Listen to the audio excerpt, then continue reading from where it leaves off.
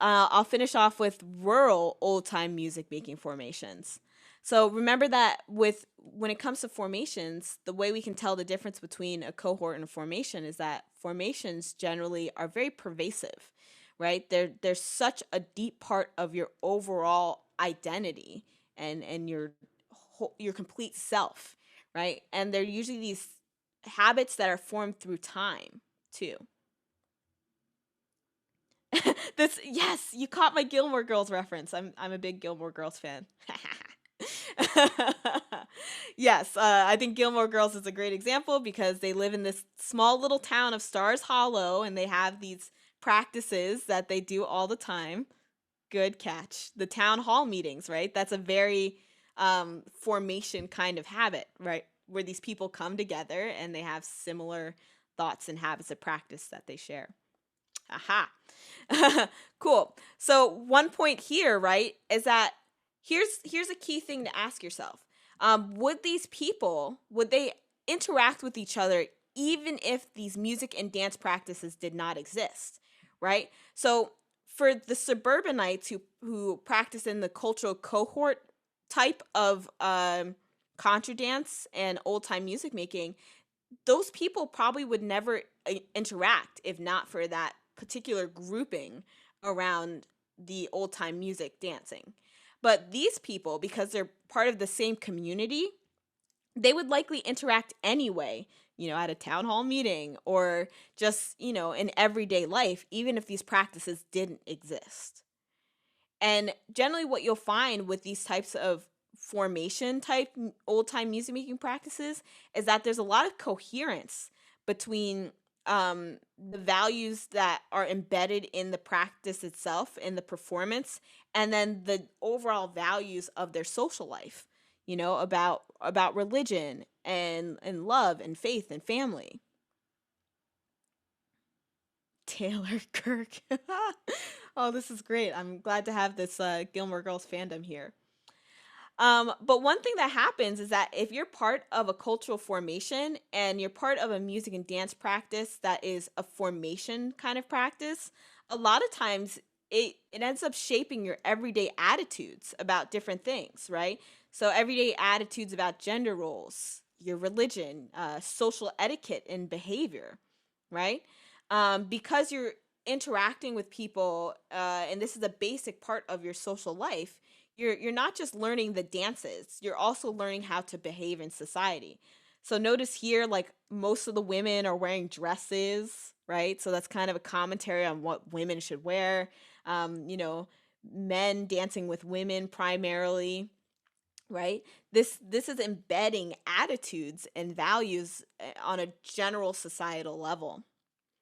And this socialization starts at a very young age, right? Notice this young lady here wearing her dress, her skirt, this young man here dancing with this woman, right? It's embedding a certain type of belief about social order and structure through these practices. So that's a big distinction, I think, between the cohorts and then the formations is how the socialization process happens and how connected it is to general social values in the community.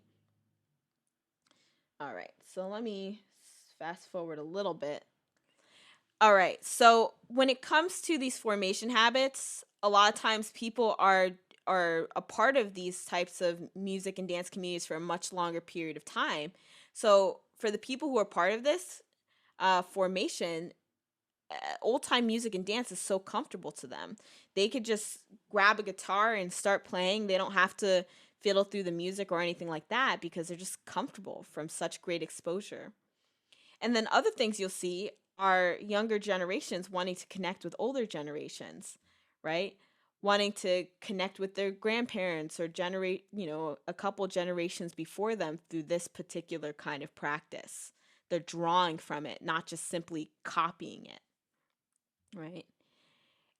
And part of why these kind of practices, especially like old time music and dance, are so important is because it brings people together, right? And it brings people together through participatory activities. And that bonds people like no other. And so let me skip to the end here. Something that's important to note is that both of these styles of music making, the rural formation based old time music making, and then the suburbanite urbanite cohort based music making, these are both authentic practices to the people who participate in them. The rural music making isn't more authentic than the suburban music, old time music making. To these people who participate, these are fully authentic experiences, right? They come to be indices because they keep returning to these practices that have this whole set, right, of experiences and a direct truth to them. So that's just one important thing to note, is that to these particular participants of old time music traditions, um, their practices are authentic to them, right? So we can't so simply say like, oh, well, obviously the rural stuff is more authentic than the suburban stuff. It's both, you know. This is how we can see how these particular practices have meaning. So I'll leave off with a quote from Torino. He says about old time music and dance, sounding together articulates and realizes a special way of being together, and the style of particular sounds, whether rap, punk, country, or old time, carry specific indexical meanings that further define the nature and identity of the community being brought forth through performance, right? So there's all these indexical, authentic, and truthful meanings that are embedded within these practices that bring people together, help them feel a sense of identity and connection to a community. And by moving, right, and sounding together, it's really a special way of people feeling like they are together and they're not alone. All right, so let's leave off there.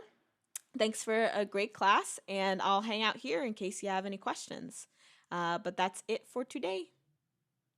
So, see you guys later.